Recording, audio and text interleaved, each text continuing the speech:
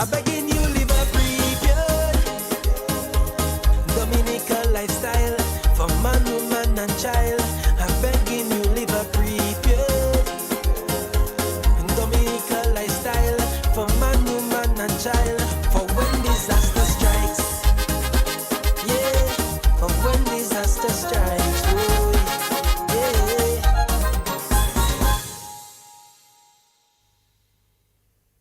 Good morning to you, good morning to Dominican, good morning to the rest of the Eastern Caribbean. It is nice to be back here again in studios of DBS Radio for yet another week, yet another program of Disaster and You. My name is Carlisle JnoBaptiste, Communications Officer at the Office of Disaster Management, and as usual, every week I have one or two guests. This week I have another special guest with me in studio. And of course, we will be discussing disaster. And as we continue to raise awareness, we continue to seek the public's support. Let me say good morning to you wherever you are, listening to us from far and wide, also on Facebook. Good morning and welcome to yet another program. And I say good morning to my guest in studio. He will make himself welcome and of course introduce himself. Good morning, sir. Good morning to you, Carlisle, and good morning to all your listeners. Good morning to the listeners of DBS Radio and the nation at wide. To everybody on listening on the radio and on Facebook, we just want to say thank you for giving us your ear and listening to us today as we discuss, the weather. As I am Itoma James, the Senior Meteorological Officer. Did you hear that? Senior Meteorological Officer. And as I said, we continue to treat you with some special information. Remember, embracing preparedness, make disaster management your business. Plan accordingly. Do not wait for when a weather system is approaching upon us. Adopt disaster management as a lifestyle. Ensure self-preparedness, readiness. Plan for surviving for at least 3 days after an event. Ensure that you have essential supplies, water, food, medication. We'll get back to that. And as Itoma said, he's the Senior Meteorological Officer. And so we delve right away into the issue of weather. Tell us what, weather, that thing is so large. A lot of people, when they hear about the weather, they think about so many things and they take news everywhere. Tell us a little bit about your role at the Met Office. Well, my role at the Met Office really is, I'd like to say it's a lot very administrative. I do a lot of the supervising, managing the operations at the office, but I also have to deal with the forecasting, some of the forecasting in the office, giving out, warnings, alerts, trying to inform the public of what is going on. But every day is not a day for an alert, and what we do is provide people with the weather reports. That is one of the things that we are well known for, providing weather information so that people can plan their day, go about, weather affects us every day. Today is going to be hot, tomorrow it's going to be rainy, sometimes it's windy, another day it's hazy, and it's our responsibility to inform the public of what is going on so that they can plan their day accordingly, so that they can be as productive as they can and not let the weather really severely impact them or turn their day off, but at least they can plan with the information that we have provided them. How difficult is that task? It's weather. Nothing is 100% sure. So a lot of the times we always get our little stick, that somebody will tell us that, well, we say it's going to rain and it didn't rain. But so with weather, there's never that sureness, never 100% to tell you exactly what would happen. So not an exact science. Exactly. So what we deal with is probabilities and chances of different things happening. So sometimes there's a challenge, in being able to communicate that information with people properly. And, there are the times when you're not going to get everything on point. And, people might say that you throw off their day or you didn't tell them what exactly was going to happen or, those type of things. So we have those challenges, but we do our best with what is provided to us, as technology nowhere in the world has gotten to the point where it can be 100% on providing accurate information for weather. But we do our best with what we have. And the intention is to just, have people be able to plan appropriately.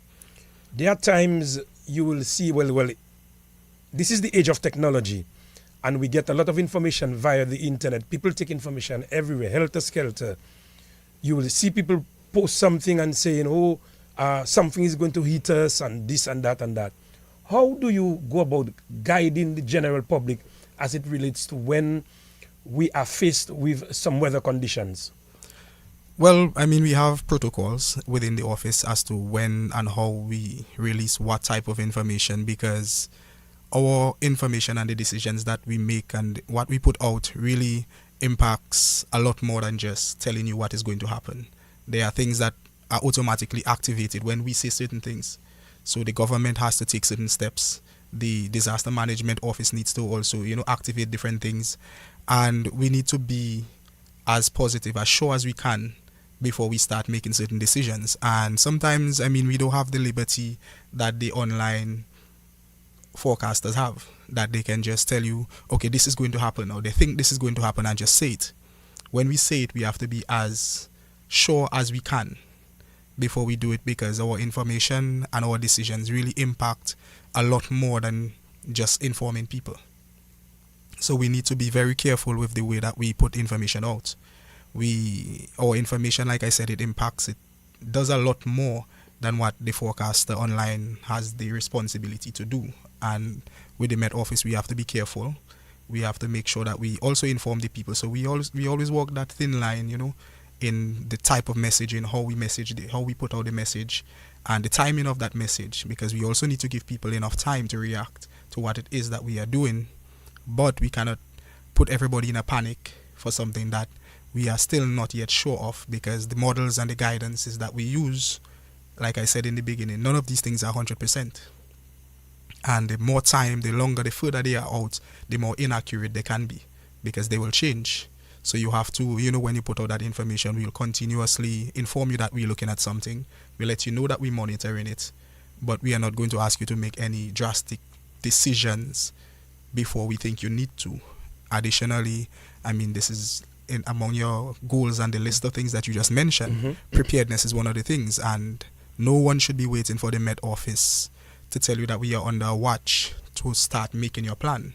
Your plan should have already been cross-checked and verified as of June 1st. Mm-hmm. By the start of the hurricane season, you should have already had your plan, understand how your plan works, and just waiting for the Met Office, to give you that go ahead and tell you, yes, we are now in a activation mode, not trying to make your plans now. You've raised a very salient point as it relates to information and the timing of information. There's some people are saying that, look, they get information from the Met Office late, and within the time they would have gotten that information, they would have gotten, you may want to say, second-hand information or first-hand information, however you want to put it. And they are saying that the information from the Met Office at times comes late. But you also raised a very salient point as it relates to when do you put out the information. You have various steps to go through. You have to, it's a governmental thing, you have to deal with the government, etc., etc.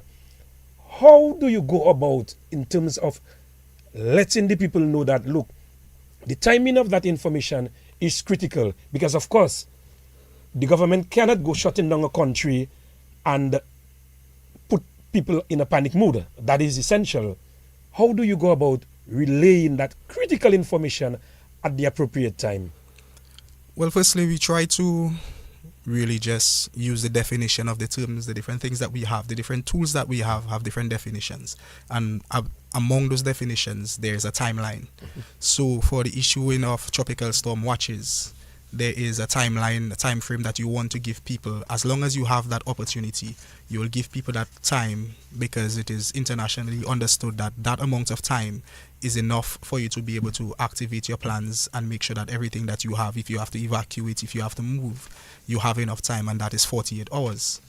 So as long as we have that 48 hours, we'll put the information out. Additionally, though, what we do is we have the daily weather forecast that we do 3 times a week.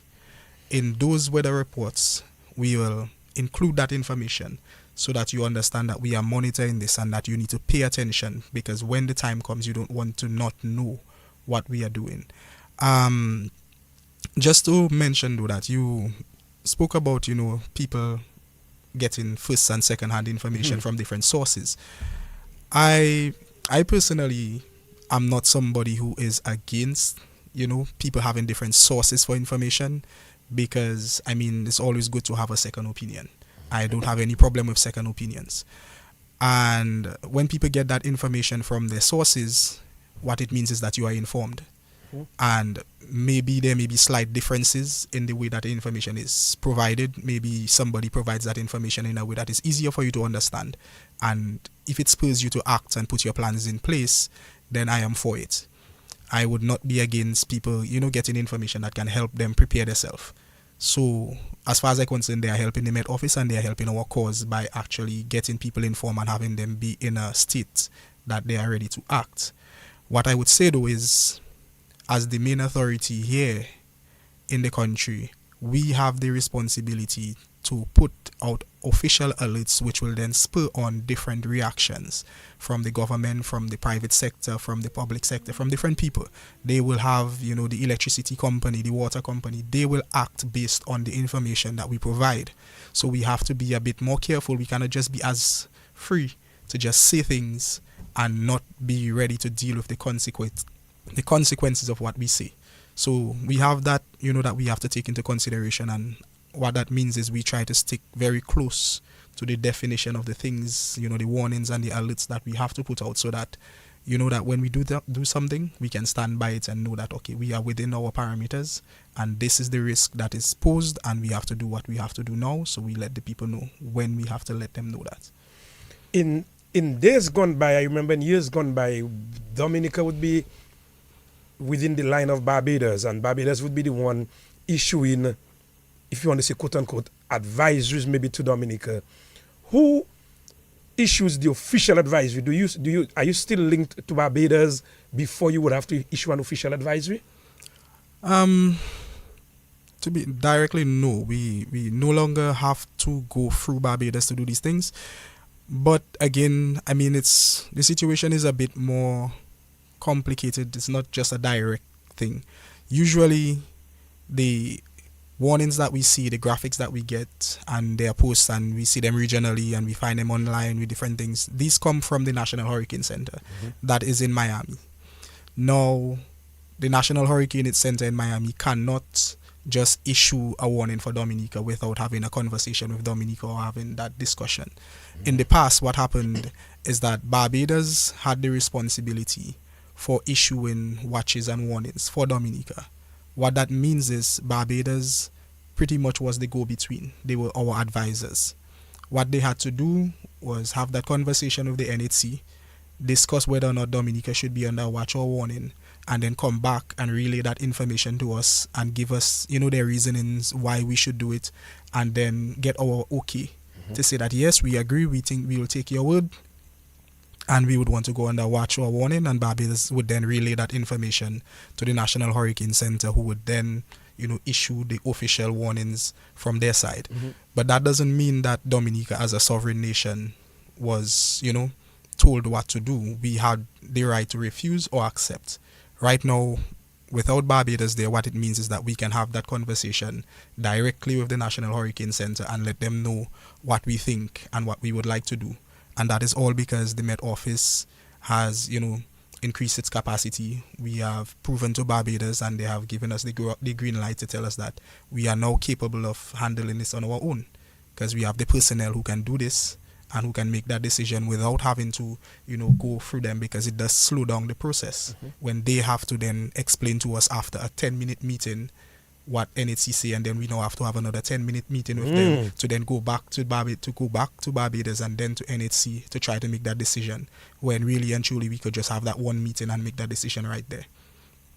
That's very interesting. Now, do you say when you see, say, a watch or warning is to be issued, you're coming down the chain of islands, Guadeloupe, Antigua, etc., would you normally, and Dominica, would you normally meet with them or speak with them as it relates to when they issue their warning, when they issue their watches? Do you have a conversation with them?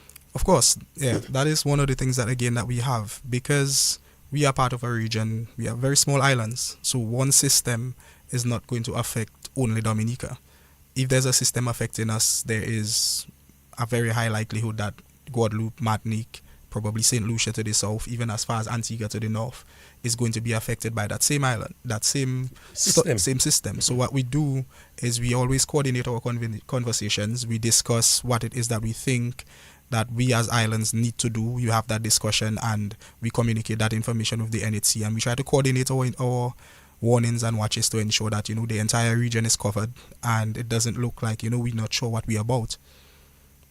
That's very interesting. Just want to remind you that you're listening to Disaster New. With me in the studio is Senior Met Officer Itoma James. And of course, we are in the hurricane season. We always want to ensure that you are prepared.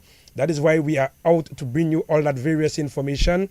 And as I speak about that, we'll be going out on our outreach programs. We will be continuing our outreach programs, going to the various communities, the various hamlets in Dominica, speaking to the fisher folks and ensuring that they get that information, which is so very vital, so very critical. Ensure, again, structure of your home, your house is ready to withstand an adverse event. Roof security fastened, securely fastened, that is windows securely fastened, doors are sturdy. Ensure surroundings are free from loose items and debris.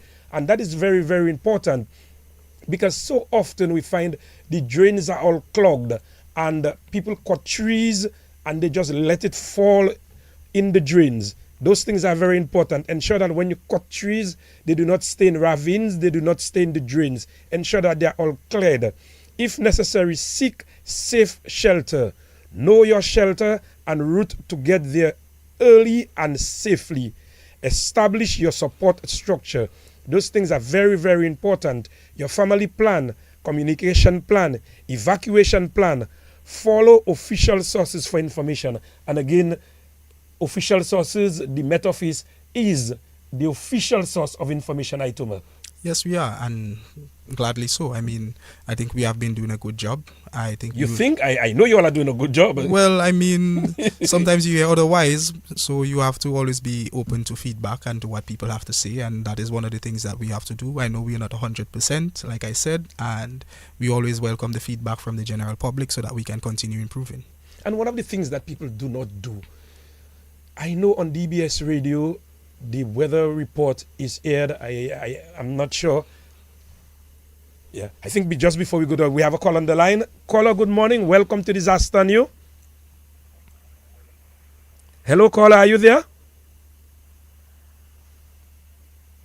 We seem to have lost that caller. Okay, and feel free again to make contact with us if you want to talk to us, have a conversation with us. And whilst I'm there, I want to say good morning to Mr. Matthias Peltier Sr., who is locked in New York, listening to us. And of course, all our fisher folks who are also listening, our staff at the Office of Disaster Management, our staff at the Met Office, good morning to you. And keep doing the good work that you all are doing, because I know it is not easy. And all our friends in the government department, they are locked in, following what we are saying. You too, wherever you are, it's very, very important that you listen to the weather report. And as I was saying, we normally have weather reports on DBS radio. I know it's in the mornings, the various times, also in the afternoons.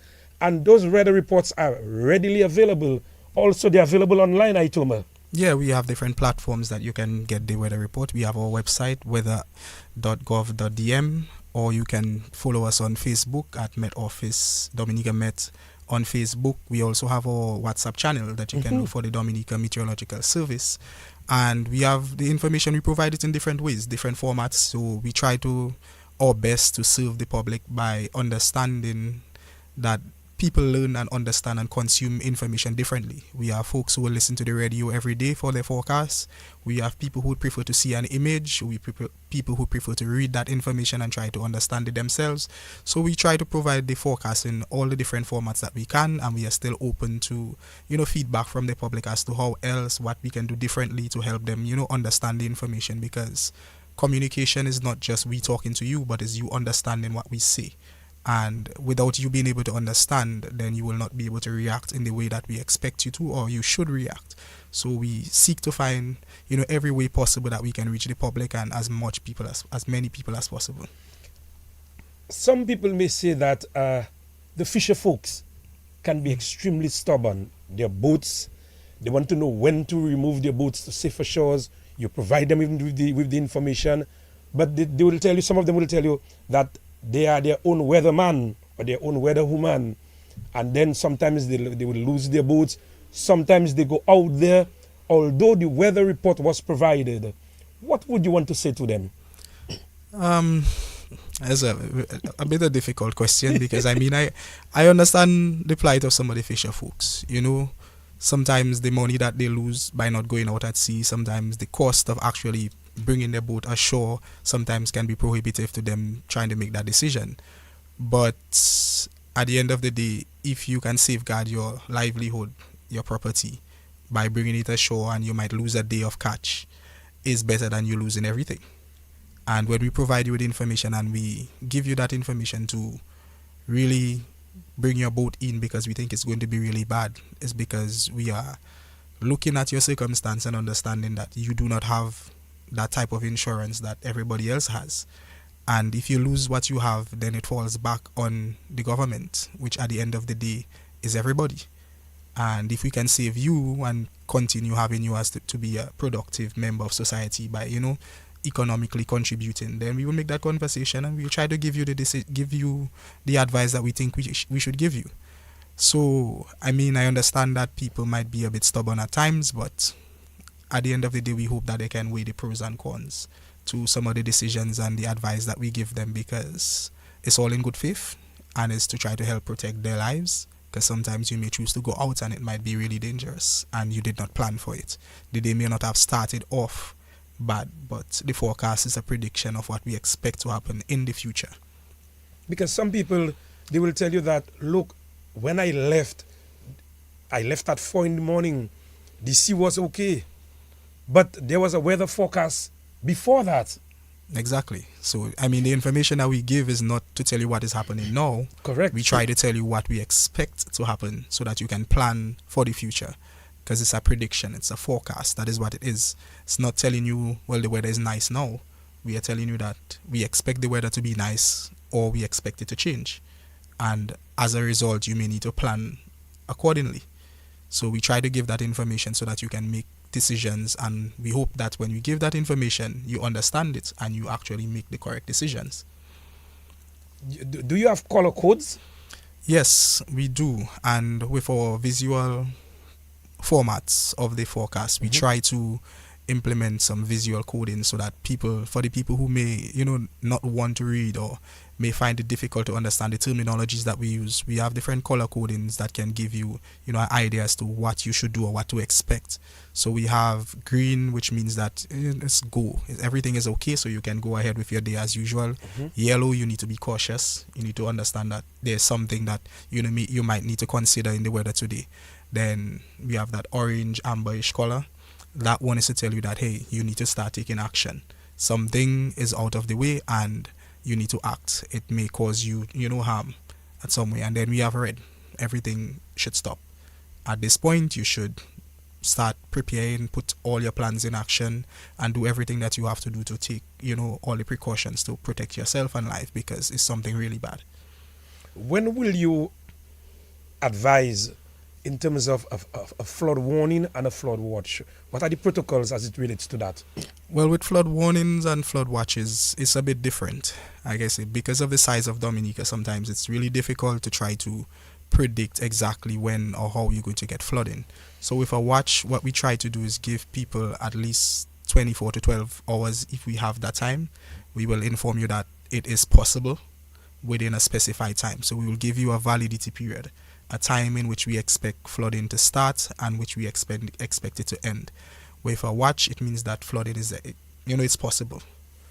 And with a warning, it is that we expect flooding. We know that flooding is going to happen at some time between this point, or flooding is already happening, and we are informing you that you need to start taking action. So we try to give that information. Is really depending on how certain we are with the amount of flooding or the type of flooding that we expect and when we expect it to start. And sea swells, how do you go about gauging that and even advising your fisher folks? Well, with the seas, it's a bit more difficult for us because we do not have the instruments to verify what we actually say has happened. But what we have is the models. And these computer generated models will give us an indication as to when the seas will deteriorate, and how bad it is expected to deteriorate, how fast, and which areas of the country would be impacted more. So when we see the models and they give us that indication that something bad is about to happen, usually with the seas you can probably know 2 or 3 days out. So the information will start being in our 3-day forecast to let you know that, hey, Monday the forecast is out and Monday and Tuesday is okay, but Wednesday we see that the seas are going to get bad. So with the fisher folk, if they pay attention, usually they have more time to prepare than other folks. It's just really whether or not they pay attention to that information, because with the seas you have enough time to see that it's going to happen and you can inform folks ahead of time. You are listening to Disaster and You right here on DBS Radio. My guest is Senior Met Officer Itoma James. And as we continue to reiterate and stress that you need to embrace preparedness, make disaster management your business, plan accordingly. Do not wait for when a weather system is approaching upon us. Adopt disaster management as a lifestyle. Ensure self-preparedness and readiness. Plan for surviving for at least 3 days after an event. Ensure that you have essential supplies, water, food, medication. Those things are important. And as we continue to raise awareness, we continue to seek the public support. That's very, very important because, again, we are in the hurricane season and we continue to try to educate you. We can do so much.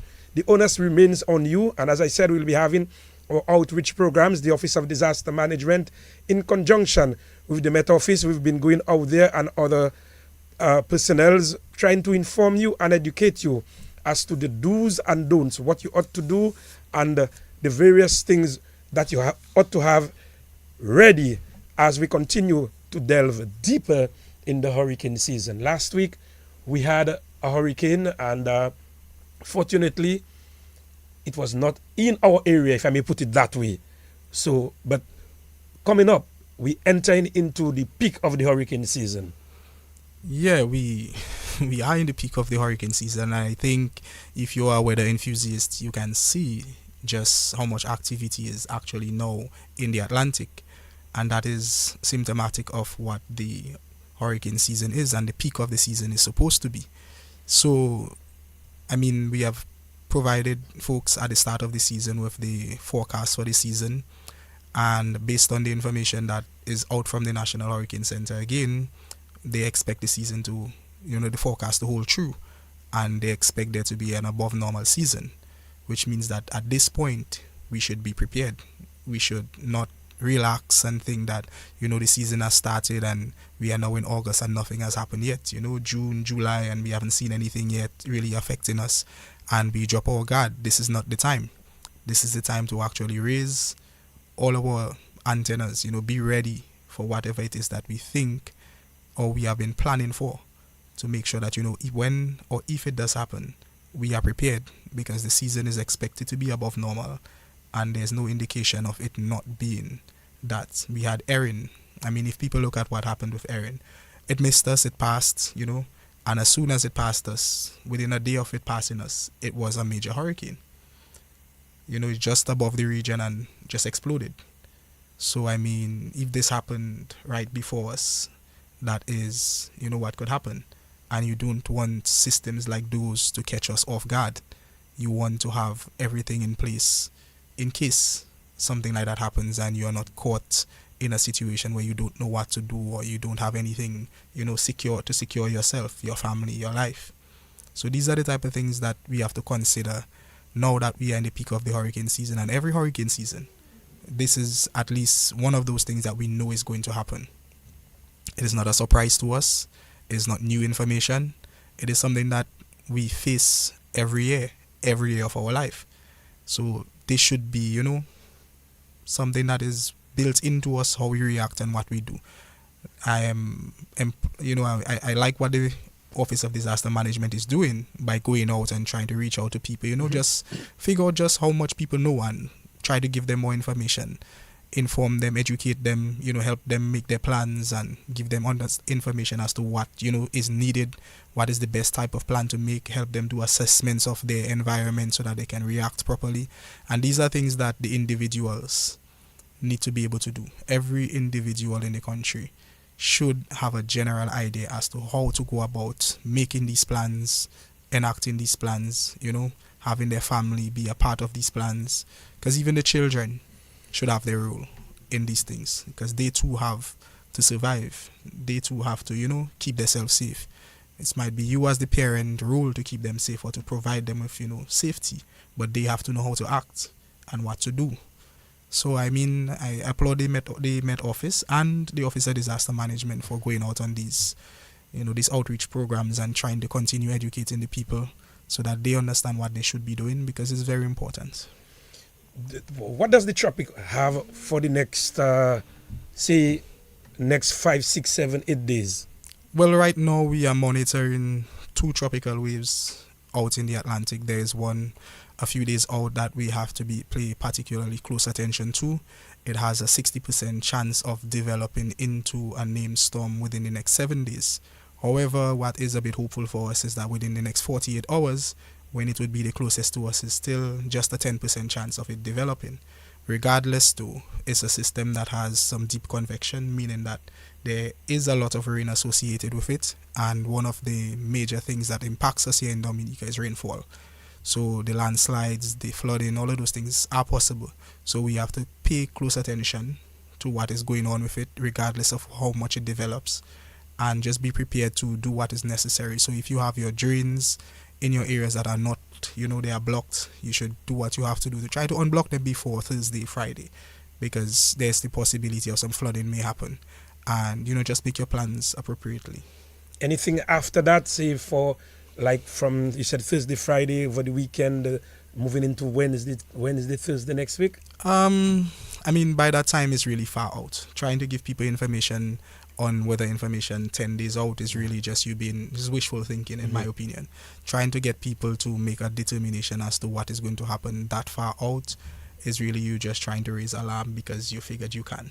At this point, we just keep monitoring, and day by day we keep updating you. So closer it gets to different events, the more accurate the information can be, and we would inform the public as we see fit. Yeah, because I was about to ask, at what stage will you really come out and inform the public, hey, although you give information daily via your weather report, but at what point do you want to hone in on that, hey, look, something is approaching and you need to take drastic action? Well, like I said, that is when we get into the watch and warning situation and at the stage of the development of said systems. So we have different tools, different things that we would use to inform people. So we start off with our daily weather forecast where we inform you. We let people know that we are monitoring systems. If we see that it becomes a stage where we need to put a watch or a warning in place, then our protocols come into place. We inform the Office of Disaster Management. We let them know that, okay, this is what we intend to do. This is a storm that we think, this is a system that we think is going to be able to be a disaster at some point for us. Then we would go to the National Emergency Planning Organization, NEPO, to have a discussion so that all the different departments, all the emergency personnel can be informed as to what they need to do. They can give us their status, and then we do a press conference. We put the information out. We try to get everybody to understand that this is what has been decided, and they need to now act. Not just sit and listen, but now is the time to act. But prior to that, we will keep updating the information on the forecast, let people know that we are still monitoring. So we inform people when we're in monitor mode. We just keep monitoring and giving you information so that you are not caught off track. Information is key, and I cannot over-reiterate that your department and my department, we've been out there really trying to educate and sensitize the public. But again, having said that, the onus is on them to ensure that they grasp and they listen and they take heed of the information that is being provided. Yeah, and again, so that will bring me back to, like I said, I am not opposed to people having other sources of information, because at the end of the day, what you want is an informed public, because an informed public can then act and do what they need to do. So if it means that you just use the Met Office as a source to verify the information that you get, then so be it. I mean, I am still happy with that. At the end of the day, we have an informed public who can react to the different things that can cause us harm. And that is the most important thing to me. There are some sort of different models. There are the European models and the American models. How does that intertwine? Really, it's just different computer programs that you have developed by different people, different scientists, and based on the models, they may just pick up different attributes of a storm of the atmosphere differently. So what you get is there are times when the both models will agree, but there are also times when they just don't agree. And there's no, well, the European model is better or the American model is better. It's just based on the information that is input into that computer may just deal with different systems and different things better than the other one in certain circumstances. So what we do is we have to compare, contrast the models, what they say, what they predict, and then we, as the trained forecasters, have to look at the actual conditions and see which of these models is depicting the actual conditions better and which one we think is more likely based on the performance of those models. So we too have to be able to analyze the current atmosphere, because we cannot predict the atmosphere on our own, but what we can do is analyze what it is that the atmosphere is at the time and see how the models are best interacting with that, so that we can make a decision as to which model we think is more likely to be true and, give us some information that we can best act on. Because I was about to ask, which is the model that you would be more inclined to follow, is there a preference? No, I personally, as a forecaster, don't have any preferences to either model, because at the end of the day, like I said, this system may be best dealt with by the American model, but the next system might be best dealt with by the European model, or both of those models could be wrong, and we could have the Canadian model doing better, or the German model doing better. So it really and truly just depends on the circumstances at the time and which model is programmed in a way to deal with that circumstance better. So would there be a special program as it relates to those models? Well, there's all proprietary information. I mean, each of the organizations who have come up with those models have their own programming, their own scientists, their own people who tweak them every year. They keep updating them based on, information. A big part of the models is the ingestion of data. So every time a new storm forms, that is information that is added to those models, and then they can use that information to adjust how their models work. So all of these things are things that happen all the time behind the scenes. We, at the Met Office, don't have the type of finances and the type of computers to be able to do those things. So we are reliant on those models for information. And for the most part, they provide us with very good guidance as to, how we can go about making decisions. So you have a difficult task. Because you have to inform the nation, you have to guide the nation. Well, I mean, if you're getting paid the money to do the job, then you have to do the job, and that is a part of the job. Doing the analysis and providing the public with the information as best as possible. Try to be as accurate as you can using the tools that you have. You are listening to Disaster, and you're right here on DBS Radio. With me, as I said earlier, is Mr. Itoma James, Senior Met Officer.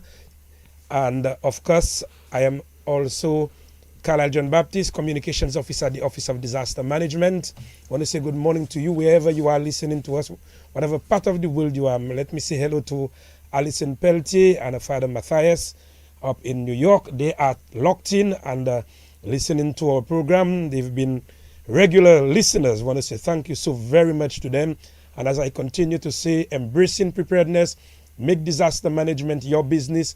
Plan accordingly. Do not wait for when a weather system is approaching us. Adopt disaster management as a lifestyle.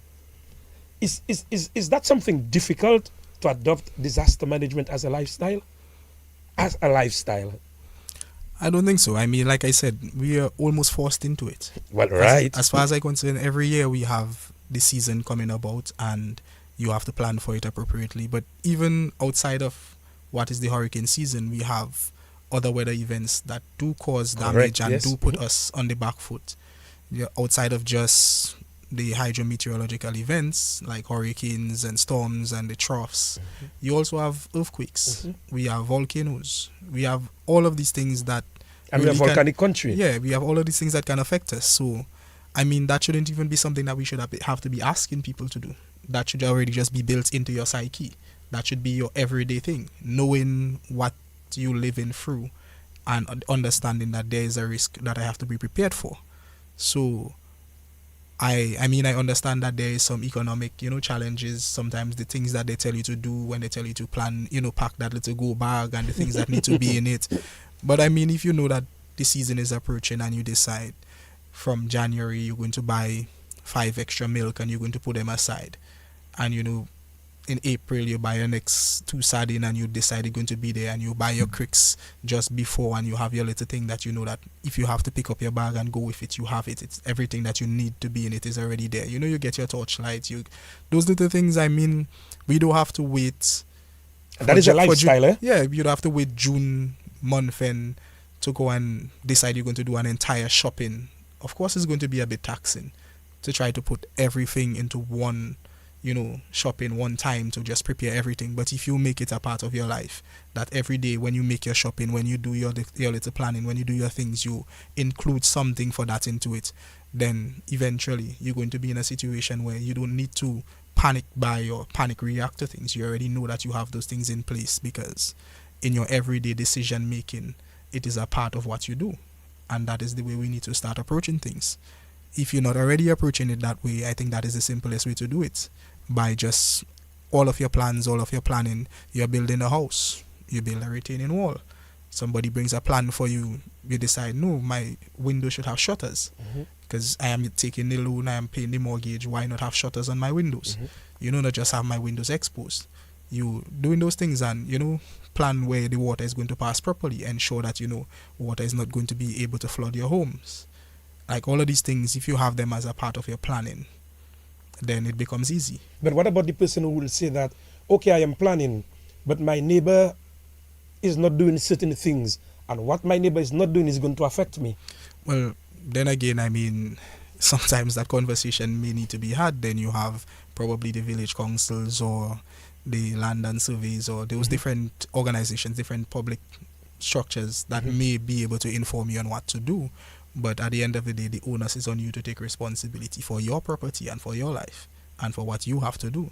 So you can do what you have to do and probably, try to inform your neighbor as to what they think they should do, because you cannot go and cut your neighbor tree, but you can inform them of what the dangers of it. And I think if your neighbor is mindful enough, they should understand too, because it will put them and their safety at risk.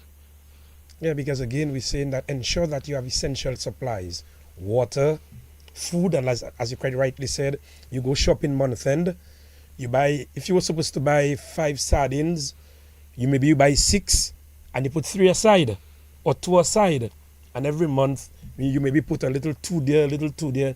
Eventually you'll have 24 sardines. Yeah, and what you want is ideally to be able to survive out of your home for at least 3 days. You want enough, at least 3 days supplies, so that you can make it, make yourself through whatever disaster that is happening. After that, then you have the Office of Disaster Management and the public, who will then, try to chip in and try to see what we can do to help, with the long-term effects. But in the short term, before help can get to you, you're never sure what is going to happen. You may be locked in and help is not able to come to you. So you should be able to survive on your own before getting that type of help. Another thing I find people are doing, they are waiting for the 99th hour to try to evacuate. Know your shelters. They know where their shelters are, but they are very stubborn. What would you want to say to them? Well, I for me, really, I just please do unto others as you'd like them to do unto you. Because, I mean, you have the firemen, the police officers, who, when you put yourself at those type of risk, they now are almost obligated to come out there and try to help you. And put themselves at risk. And they're now going to put themselves at risk. And they have families. They have people that, need them and look up to them, look out for them, depend on them for, their livelihood. So why would you just intentionally put somebody else at that type of risk? Be responsible. You know and understand your circumstances. You have been educated on what your circumstances mean. You understand what you are in and know that, okay, my home is not secure enough, or where I am, the road may be cut off, the river is passing very close. My area is prone to landslides. You go to the shelters that has been prepared, assigned for you, and know that you may just spend a day out of your home and then you can go back, instead of being locked in, or a landslide comes down and cover your home, or flooding takes over your home and you are at risk of drowning, and then the firemen, the different rescue operators have to put themselves at risk trying to help you, when really and truly you should have been in safety. One of the things also, whenever I hear the weather report, they always speak about persons in low-lying areas. You always hear that. Persons in low-lying areas, please take the necessary precaution and action. Yeah, because if your area is at extreme risk, you have to understand, you should know that. Now, Dominica is not a very big country, but it's not that small either. We are not able to tell you or put in a forecast exactly where and exactly who is going to be at risk. But you should know your risk and understand that the forecast is telling you that if those are your circumstances, you need to pay particular attention to this system, or the event that is about to happen, because you may be particularly at risk. So you need to pay attention and be ready to act. If you're living in flood-prone areas, close to a ravine, close to the river. Yeah, those type of things. So we have a trough coming in and you're going to be getting X amount of rainfall. You may want to spend that afternoon by your neighbor, who is, in a better position than you are. Not saying that your home is not good, but you may just be at that extra risk. And it might just make sense to spend that time by a friend. But some people will tell you, well, but my house is safe. My house is safe. Last time Maria passed, nothing happened to me. Yeah, you got lucky that time. But there are other times that you may not get as lucky. And you can see if it happens to somebody else, then it could happen to you. Because your situation poses similar risk. So you have to, be responsible and just act appropriately so that you can save yourself. Sometimes the house can rebuild, but we cannot rebuild you. You'll be gone. Exactly. So we need to, sometimes our life is much more important.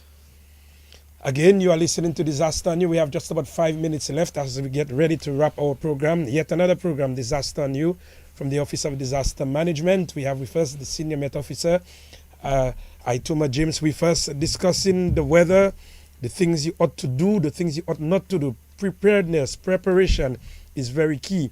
And as I keep reading, embracing preparedness, make disaster management your business. Plan accordingly. Do not wait for when a weather system is approaching us. Adopt disaster management as a lifestyle. Ensure self-preparedness, readiness. Plan for surviving for at least 3 days after an event. Ensure that you have essential supplies, that is water, food, and medication.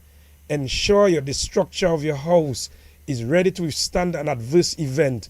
Roof must be securely fastened, that is, windows securely fastened. Doors are sturdy. Ensure surroundings are free from loose items and debris. Tree cuts, drains cleared. If necessary, seek shelter. And Ituma just mentioned that. Know your shelter and route to your shelter and move there very early. Establish your support structure, your family plan, communication plan, evacuation plan.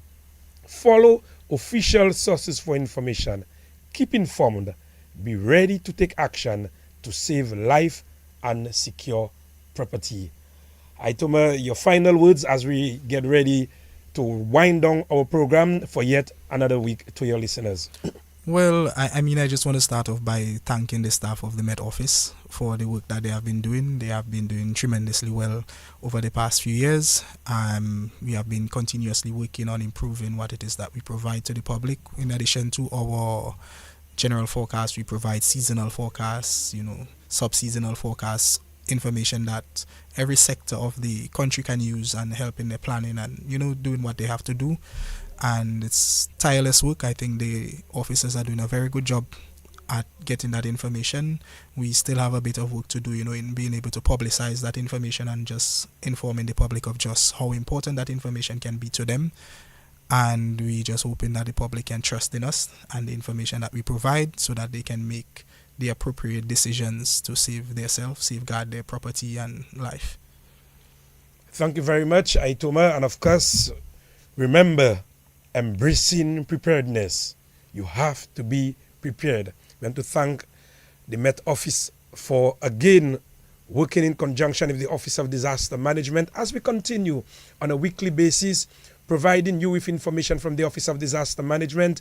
As I said, we've been going on an outreach program, moving to various communities, the fisher folks. We want to ensure that they get the message because it is very, very important. Remember, June has come and gone. We are now into August, heading into September, the peak of the hurricane season, Aitoma? Yes, it is. And I think people just need to step their game up. If you have not made any plans, you still have some time. Make that plan. And if you have your plan, just be ready to activate it when necessary and, do what you need to do. And so that's how we get it. And we end our program today on disaster. I knew it was a pleasure having Aitoma James with us today. We look forward to yet another very, very interesting and informative program next week, Tuesday, right here on DBS Radio. Join us. We'll be back next week, Tuesday. In the meantime, we will be out in the streets of the various communities, reaching our fisher folks and our various persons, working with the village councils and the various community personnel. Look forward to seeing us from the Office of Disaster Management and, of course, from the Office of the Met Office. Until next week, my name is Carlisle JnoBaptiste, the Communications Officer at the Office of Disaster Management, saying so long and goodbye.